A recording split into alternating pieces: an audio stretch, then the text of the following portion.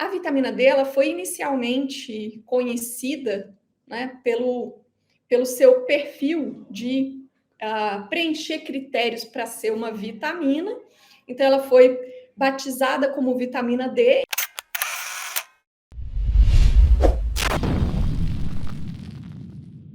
Mais um episódio do Descomplicando a Endócrino. Esse que é um programa feito para o médico que atua como clínico geral ou como médico de família e que atende pacientes com doenças endócrinas, que se interessa pela especialidade e que quer atender melhor os seus pacientes, quer se sentir mais seguro e mais preparado ali nos atendimentos, né? Então, se esse é o seu caso, seja muito bem-vindo, porque você está no lugar certo. Bem-vindo, bem-vinda, né? Porque você está no lugar certo, esse programa existe para você ver que é possível sim aprender a diagnosticar e tratar as doenças endócrinas frequentes aí no seu dia a dia de um jeito simples. Ou seja, que é possível descomplicar as doenças endócrinas para que você tenha uma atuação mais prática, mais segura. E isso daí pode simplesmente mudar a sua vida profissional. Bom, o meu nome é Monalisa Azevedo, eu sou endocrinologista e eu ensino qualquer médico, mesmo aquele que não teve a oportunidade de fazer residência, a tratar as principais doenças endócrinas com segurança, beleza? Então, o tema de hoje aqui no Descomplicando é o que todo médico precisa saber sobre a vitamina D. É isso aí. Então, se você ainda não está inscrito no nosso canal no YouTube, meu amigo, meu caro Doc, você está perdendo tempo, porque o nosso canal ele é 100% dedicado ao médico interessado em aprender endocrinologia de verdade, interessado em saber diagnosticar e tratar as doenças endócrinas do dia a dia, enfim, seja porque você é um colega médico que quer se tornar especialista, que quer se tornar endocrinologista, que está buscando, né, um aprendizado, uma curva de aprendizado para adquirir conhecimentos, para se tornar especialista, ou seja, porque você é um médico que atende pacientes com doenças endócrinas, mesmo você não sendo endocrinologista, você recebe pacientes com doenças endócrinas e quer fazer isso com excelência, com qualidade, com competência. Então, se você ainda não está inscrito, meu amigo, se inscreve no nosso canal, ele é todo feito para você. Está cheio de conteúdos interessantes e relevantes. E eu também vou te pedir para você deixar o seu like aqui nesse vídeo, porque isso faz com que o YouTube e o Instagram percebam que o assunto que a gente trata aqui é realmente relevante e, com isso, ele distribui esse e outros vídeos meus para você e para outros colegas médicos que também precisam saber tudo aquilo que a gente vai conversar aqui, beleza? Então, é o seguinte, gente, essa história de vitamina D, gente, essa história, ela simplesmente está na boca do povo. É uma coisa, né? Tipo assim, é um assunto super relevante pela importância, assim, né? Pela frequência com que esse tema aparece, né? Todo mundo quer saber, os pacientes querem saber, né? Se eles precisam de repor vitamina D ou não, os médicos, enfim, né? Existe muita controvérsia no assunto, existe informação desencontrada. Então, é o seguinte, é bem possível, é bem provável que você tenha dúvidas sobre esse assunto, sobre a vitamina D. É bem provável, eu sou capaz de intuir que você possa estar tendo uma insegurança, um medo de não fazer a coisa certa nesse contexto da vitamina D, né, especificamente. Então, é por isso que a gente está aqui hoje. A gente vai desmistificar a vitamina D e trazer tudo o que realmente existe de científico nessa história toda. Vamos colocar clareza de uma forma simples para você entender direitinho toda essa história. Beleza? Então, é esse o nosso assunto de hoje. Vamos junto, que o negócio aqui vai ser legal, vai ser bem quente. Então vamos lá. Primeira coisa, antes de mais nada, né? Talvez você possa estar pensando, gente, mas não é descomplicando a endócrino, né? Não é estudo sobre doenças endócrinas. E aí, por que falar de vitamina D?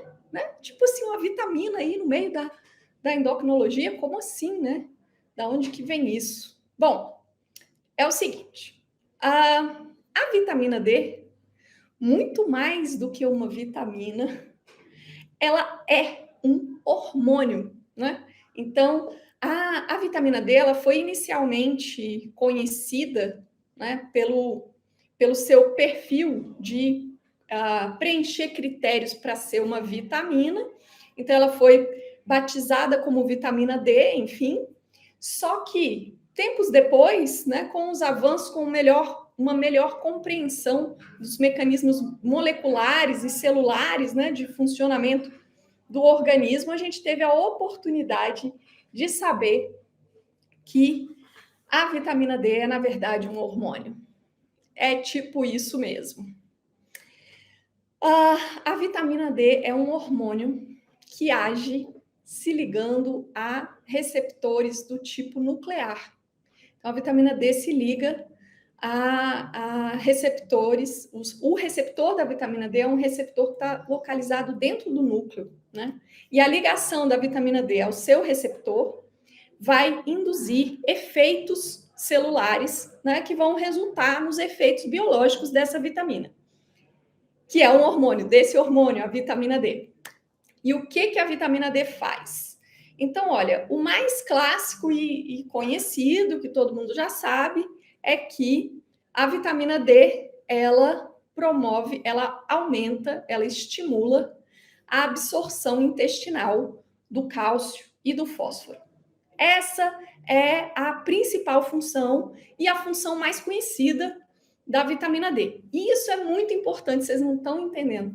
Sem vitamina D, a absorção de fósforo, ela é cerca de 40% menor sem vitamina D. E a absorção do cálcio é tipo 80% menor. Ou seja, sem vitamina D, a gente absorve só 20% do cálcio. Trocando em miúdos, só para você entender a importância e a relevância do papel da vitamina D nesse contexto, né, de promover a absorção intestinal do cálcio, principalmente, e também do fósforo, beleza?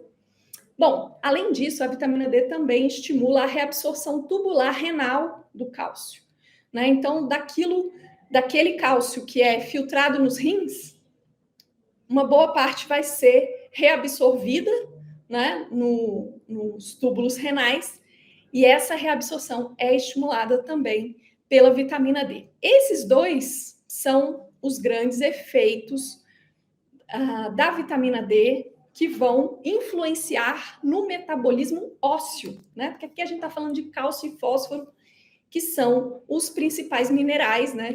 Que compõem aí todo o metabolismo ósseo.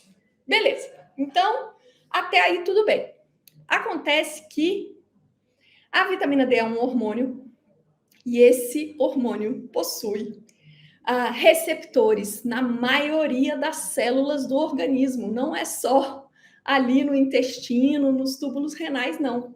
Tem receptor para vitamina D distribuído pelo organismo.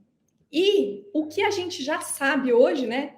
Nas últimas décadas, a gente aprendeu muito sobre esse hormônio, que é a vitamina D, e o que a gente já sabe hoje é que a vitamina D, ela participa do controle de várias etapas do ciclo celular, ou seja, está envolvida, né? Tem um efeito antiproliferativo,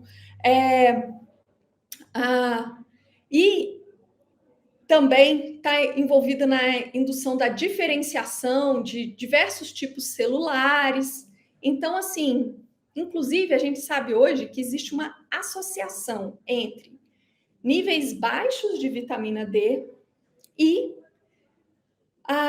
desenvolvimento de alguns tipos de câncer, né? Como câncer de mama, câncer de cólon, de próstata, enfim. Além disso, a vitamina D também tem um papel imunorregulatório em células do sistema imunológico. Ela modula a autoimunidade. Então, olha, sobre proliferação celular, existe efeito da vitamina D. Sobre sistema imunológico, existe efeito da vitamina D. Sobre o crescimento dos miócitos, massa muscular, tônus, força muscular, também tem efeito da vitamina D. Sobre o aparelho cardiovascular, função cardíaca, pressão arterial, também tem efeito da vitamina D. Então, esses conhecimentos, né, que são das últimas décadas mais recentes aqui, né, dos anos mais recentes para cá, eles nos fizeram entender que a vitamina D é um hormônio que tem ações que vão muito além do metabolismo ósseo. Então, a gente já sabe dessa informação. Porém, agora vem uma parte muito importante, essencial, você precisa prestar atenção no que eu vou falar agora. Porém, muito embora a gente já conheça hoje, né, por estudos e dados populacionais e evidências científicas, que a prescrição de vitamina D, ela traz um benefício em relação à prevenção de quedas.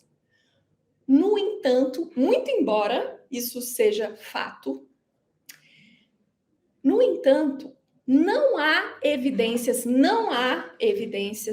de um benefício da prescrição de vitamina D para redução de risco de câncer ou de doenças autoimunes.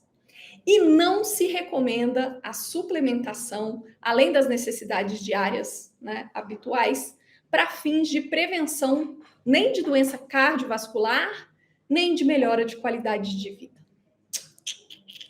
Aí você pensa assim, uai, mas como assim? Não estou entendendo nada. Primeiro você vem e joga um monte de informação aí, falando que a vitamina D mexe com isso, que a vitamina D mexe com aquilo, que a vitamina D faz muito mais do que regular o metabolismo ósseo, tarará. E aí depois você vem e contradiz isso, né? E fala, opa, mas espera aí. O que a gente tem de comprovação é só de um benefício da suplementação de vitamina D para prevenção de quedas, ou seja, relacionado ao metabolismo ósseo, ponto. E que a gente não tem comprovação de um benefício para todas essas outras situações em que a vitamina D parece estar envolvida. Mas como? Então, como é que... né? Vamos esclarecer as coisas, vamos abrir aqui, então, toda essa história. A história é o seguinte, ó. Eu vou te contar aqui uma história para que você possa entender o raciocínio que a gente faz para entender essa história da vitamina D. Vamos imaginar, né, uma situação hipotética aqui. Vamos imaginar que você está em uma praia, né, em um local muito visitado por turistas, né, uma praia de banho, assim, né? O pessoal vai muito para passar férias e tal. E aí você resolve fazer um estudo para avaliar sobre o consumo de picolé. E aí você faz uma análise, né? Um estudo aí. E aí você chega à conclusão que nos meses de verão, né, entre dezembro e fevereiro, que o consumo de picolé nessa praia, ele aumenta vertiginosamente. Então, você tem um consumo de picolé ao longo dos meses do ano e, a partir de dezembro, você tem um aumento significativo e aí, entre dezembro e fevereiro, você tem um pico, né? E você mantém altos níveis aí de consumo. Depois, isso cai novamente, a partir de março. Março, abril. Beleza. E aí, vamos supor que, coincidentemente, um colega seu resolveu fazer um estudo sobre a questão de afogamentos nessa mesma praia. E aí, esse seu colega chega à conclusão, né, através da análise dos dados estatísticos ao longo de um ano, ele chega à conclusão que o número de afogamentos aumenta significativamente nos meses entre dezembro e fevereiro. E você tem um pico no número de afogamentos e depois esse número cai a partir de março significativamente. Olha só que interessante. Se você juntar essas duas informações, você vê que existe uma associação aí, né? Porque no mesmo período do ano em que aumenta o consumo de picolé, também aumenta o número de afogamentos. E aí eu te pergunto, será que isso implica em dizer que o consumo de picolés está relacionado, ou seja, é a causa, né? Ou melhor dizendo, será que o consumo de picolé é a causa? Já que a gente está vendo uma associação, né? Porque consome mais picolé, afoga mais. Será que o consumo de picolés é que é a causa dos afogamentos? Não dá para a gente afirmar isso, concorda? O que eu estou te mostrando aqui? Eu estou te mostrando aqui que a gente tem estudos de associação ou correlação em que duas coisas acontecem ao mesmo tempo. E a gente tem a situação de causalidade, quer dizer, uma correlação causa-efeito com alguma coisa. Olha só, o fato de a deficiência de vitamina D ter uma associação com diversos tipos de doenças não implica em dizer que a deficiência de vitamina D é a causa dessas doenças. Então, o que existe na literatura? O que existe são dados de associação. Porém, a gente não tem dados de causalidade. Quando se pegou indivíduos com deficiência de vitamina D e se fez reposição da vitamina D para observar se haveria melhora dessas doenças, seja de neoplasias, ou redução do risco, né, de neoplasia, de doença autoimune, de doença cardiovascular e tudo mais, não se obteve essa correlação causa-efeito. É por isso que, apesar da gente conhecer hoje um papel da vitamina D em vários processos biológicos que, em condições patológicas, estão associados à doença, apesar disso, a gente ainda não tem a correlação causa-efeito estabelecida na literatura. Então, é por isso que a gente não tem nenhuma recomendação para fazer a reposição universal de vitamina D, né? De querer que toda a população tenha níveis de vitamina D dentro de uma faixa, né, considerada ideal. É por isso que as recomendações em relação à vitamina D, elas hoje, à luz dos conhecimentos atuais, porque a gente também sabe que a medicina, ela é uma ciência em construção, né? Então, a gente está sempre recebendo novas informações científicas, sempre acumulando novos conhecimentos, novas informações. Então, pode ser que no futuro isso seja diferente. Mas hoje, aonde nós estamos hoje, o que a gente tem de informação científica hoje, nos dias atuais, é que a gente não tem uma comprovação de que a suplementação ou a reposição de vitamina D seja interessante do ponto de vista universal. Hoje, o que a gente sabe é que o benefício dessa abordagem, né, de você prescrever vitamina D, é para um grupo de indivíduos específico, que a gente chama de grupo de risco, né? Porque são pessoas que têm um contexto de um risco de alterações no metabolismo ósseo ou risco de fraturas, um risco relacionado a esse contexto, que a gente sabe que a reposição de vitamina D tem benefício comprovado. E é daí que surgem as recomendações. Então, se você pensa que fazer reposição de vitamina D de uma maneira indiscriminada, né, para todo mundo, não vale a pena porque a gente não identificou benefícios reais dessa abordagem, né? Então, se não vale a pena fazer reposição para todo mundo, isso implica dizer que também não vale a pena a gente fazer screening para todo mundo. Qualquer paciente que chega para você no seu consultório, você fala: peraí, deixa eu fazer um pedido aqui de exame. Tá aqui, entre os exames que eu tô te pedindo, tá a vitamina D. Não faz sentido. Por quê? Porque se essa pessoa não estiver inserida dentro de um contexto no qual uma possível suplementação ou reposição de vitamina D seja interessante, seja bem-vinda, então para que você vai fazer o exame, né? Então, é daí que surgem as recomendações, porque muitas vezes, né, quando a gente está atuando na medicina, muitas vezes a gente vai pegando ali as recomendações e vai seguindo, né? É tipo assim, segue o manual, tipo, vamos no protocolo, é para fazer, não é para fazer, é para fazer, não é para fazer. Mas vamos pensar, vamos entender, né? Por que a recomendação é assim?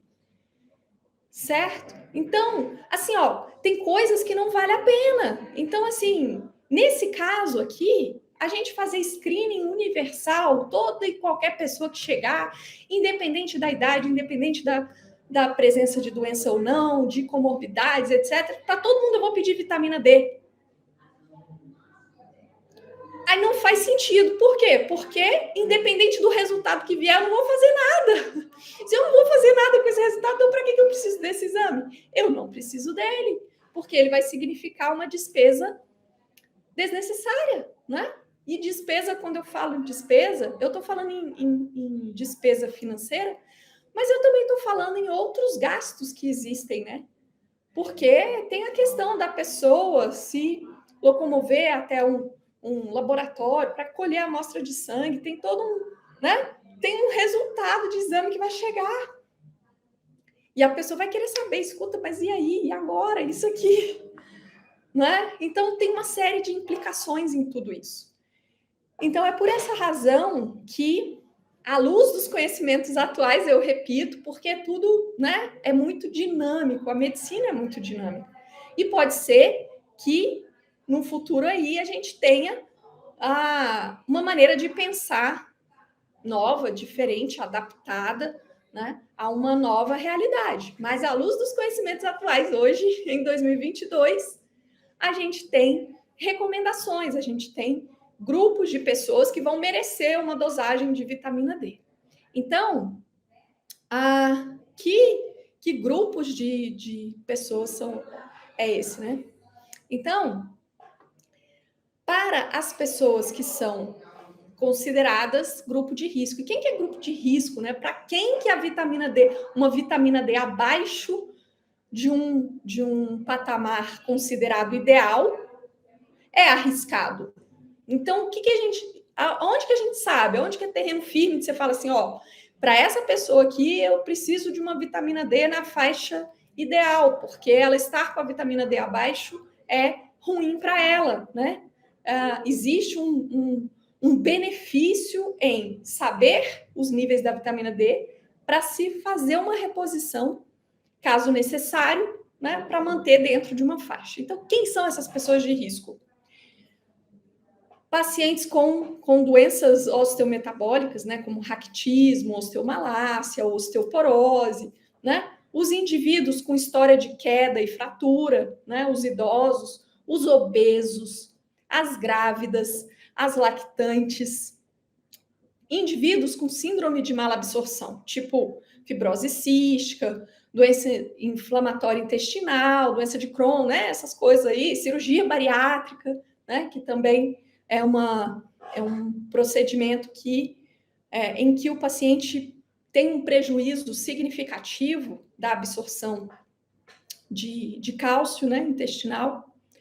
A insuficiência renal, insuficiência hepática, no hiperparatireoidismo, pacientes que usem medicamentos que interfiram no metabolismo da vitamina D, né, como os anticonvulsivantes, glicocorticoides, antifúngicos, antirretrovirais, né, algumas drogas que fazem isso, e os portadores de doenças granulomatosas e também os portadores de linfoma. Então, existe essa recomendação, né, que está, inclusive, por escrito, né, ela existe uma recomendação aqui no Brasil, da Sociedade Brasileira de Endocrinologia, que segue as recomendações da Endocrine Society, que é a Sociedade Americana de endocrinologia, né? É muito em linha, assim, é muito semelhante à recomendação. E daí, então, assim, é interessante você solicitar a dosagem de vitamina D para essas pessoas. E aí, a próxima pergunta pode ser, mas como assim, né? Como é que eu peço isso? Como é que é na prática, né, esse exame? Então, é o seguinte, o exame que a gente pede é a dosagem.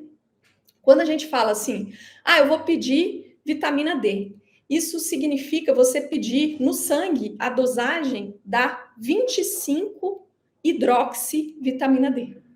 Esse metabólito, a 25-hidroxivitamina D, é o que melhor representa os estoques de vitamina D no organismo. Então, é por isso que a gente solicita a dosagem de 25-hidroxivitamina D. E daí, o recomendado é o seguinte, é manter essa vitamina D acima de 30 nos indivíduos de risco, que são esses que eu acabei de te contar.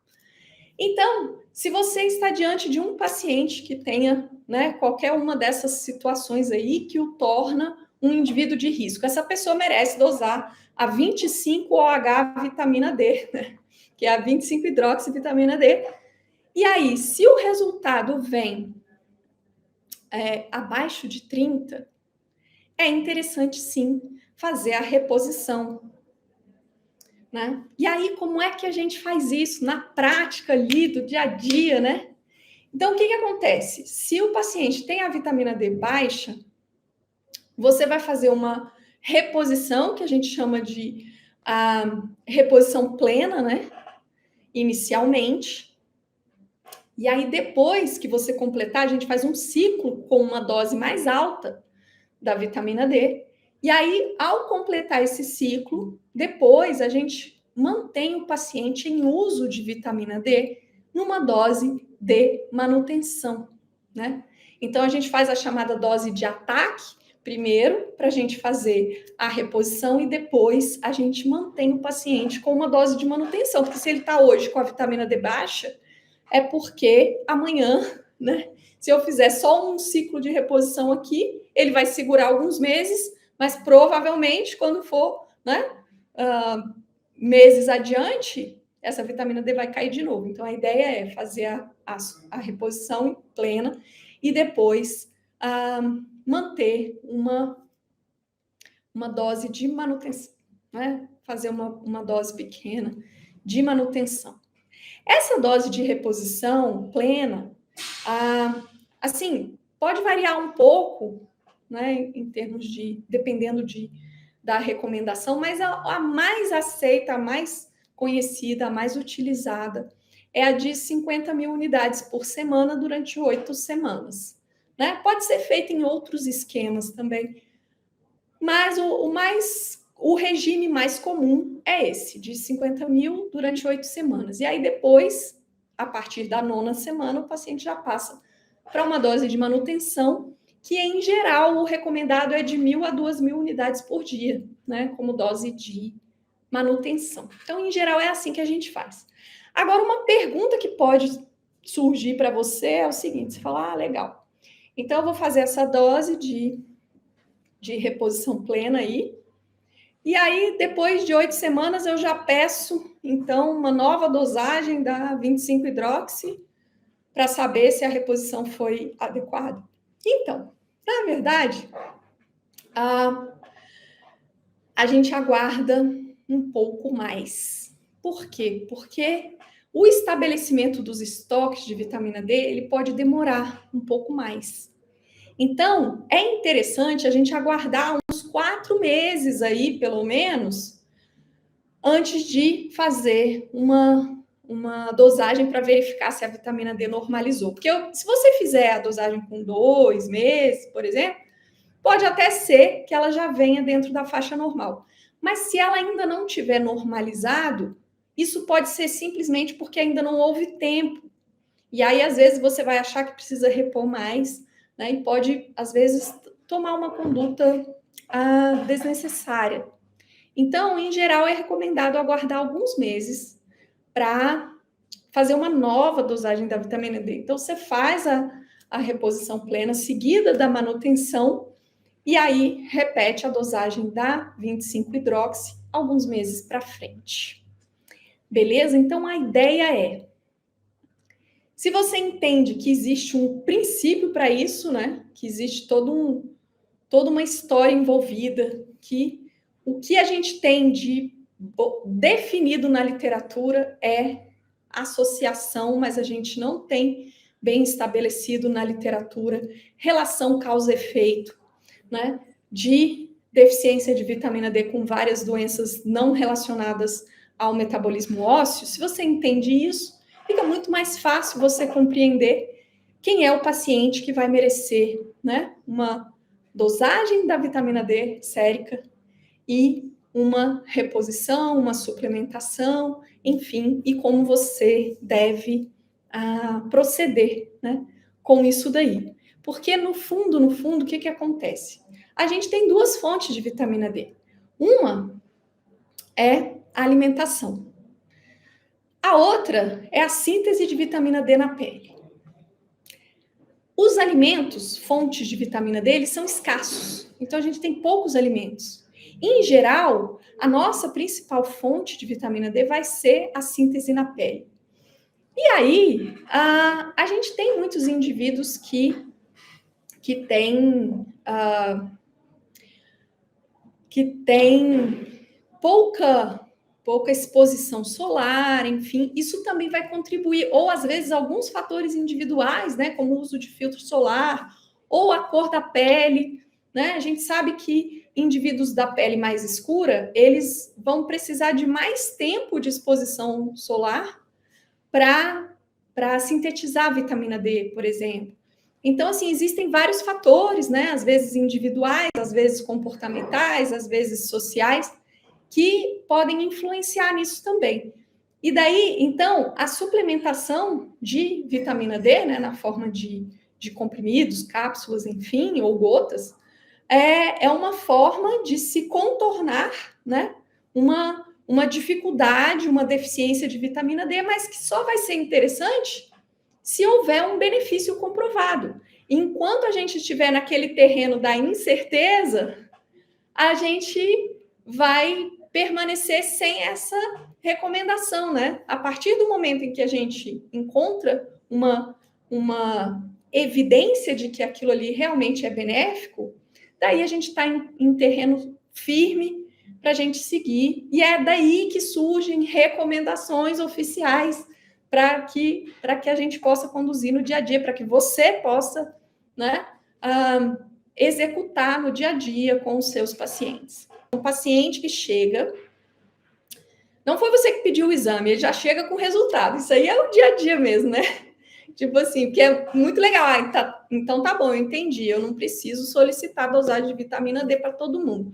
Só que às vezes o paciente já chega para você com o resultado do exame, né? Aí você fala assim: não fui eu que pedi, mas ele fez e agora? Agora eu tenho que olhar esse resultado, eu tenho que dar um retorno, eu tenho que dar uma resposta para ele.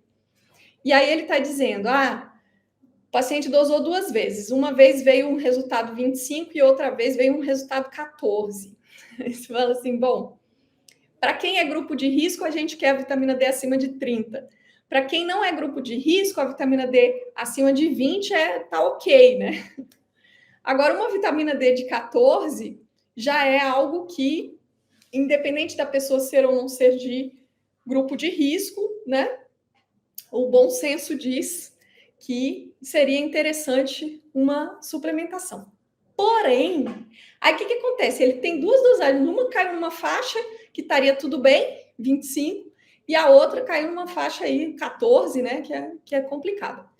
Então, como que a gente... O que é importante aqui? É importante o seguinte: os métodos de dosagem de vitamina D são ruins. A gente tem mais um problema. Porque aqui eu nem falei de todos os problemas. Se a gente for falar de tudo, a gente vai passar horas e horas aqui, né? Então, eu tento trazer os aspectos mais importantes. Daí, assim, se você tem resultados discrepantes, a primeira coisa que você tem que pensar é em fazer uma terceira dosagem. Peraí, qual é que está certa? É o 25 ou é o 14? E, de preferência, buscando um laboratório que seja qualificado, né? Que seja um bom laboratório para que você possa melhorar o índice de confiabilidade. Então, é isso. Então, primeiro você teria que esclarecer essa história, saber que faixa de vitamina D é essa, para talvez cogitar uma reposição, tá? E em relação a outra pergunta aqui. Paciente grupo de risco, tem uma vitamina D abaixo de 20. Aí faz a reposição e depois faz a dose de reposição plena, depois fica com dose de manutenção e aí fica com aquela vitamina D entre 20 e 30. E aí, o que você faz? E aí é o seguinte, é um indivíduo de grupo de risco, você quer a vitamina D dessa pessoa acima de 30. Tá ali na faixa entre 20 e 30, então aumenta a reposição, porque a gente tem ali um conceito, né? Dose de ataque, 50 mil por semana, 8 semanas, e dose de manutenção 1.000 a 2.000 unidades, mas a gente tem uma faixa aí, entendeu? De liberdade também.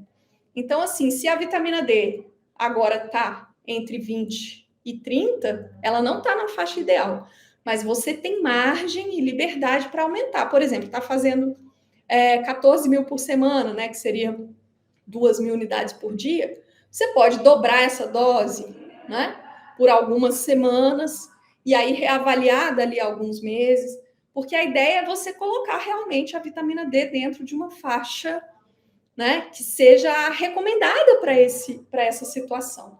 Então, a ideia seria fazer a suplementação e ajustar e fazer ajustes, sendo que existe uma margem, existe uma liberdade. E também existe uma questão de individualização, porque, por exemplo, só para dar um exemplo dessa questão de margem, no paciente que faz cirurgia bariátrica, a gente pode usar doses bem mais altas aí, né? Tanto na reposição plena quanto na manutenção. E aí eu quero saber o seguinte, você gostou desse vídeo aqui? Se você gostou, deixe seu like, compartilhe esse vídeo com o maior número de colegas médicos possível. E se você ainda ficou com alguma dúvida, se você tem um comentário, se você tem uma sugestão para me fazer, não deixa de postar aqui abaixo, tá bom? Então, é isso aí. Esse aqui foi mais um episódio do Descomplicando a Endócrino. Foi um prazer estar com vocês. Um beijo grande e eu te vejo na próxima.